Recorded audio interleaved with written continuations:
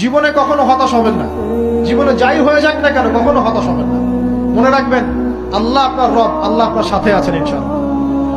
এই সমাজ আপনাকে যেভাবে শেখায়, কিভাবে শেখায়, এই যে স্কুল, কলেজ, ইউনিভার্সিটি, চাকরি, বিয়ে, সন্তান প্রতিপালন, আর তারপর ইন্না লিল্লাহি ওয়া ইন্না ইলাইহি রাজিউন, এই তো শেখায় নাকি?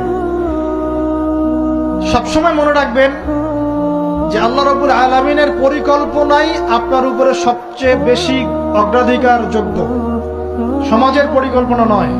পরিবার আপনাকে চাপ দিচ্ছে, চাকরি পাস না, পড়াশোনা করিস না, হ্যাঁ পড়াশোনায় কেন তুই 80 নম্বর পাইলি না, কেন চান্স পেলি না, কবে চাকরি পাবি, কবে আমাদেরকে দেখবি, খাওয়াবি, পড়াবি, এই যে চাপগুলো চারপাশ থেকে আসে কিনা, এতে করে অনেক যুবক দেখা যায় মাদকাসক্ত হয়, অনেকে দেখা যায় আত্মহত্যা করছে, ইদানিং করছে কিনা ভাই? এই শব্দটা থেকে আমি এই পয়েন্টটা আজকে লিখেছিলাম যে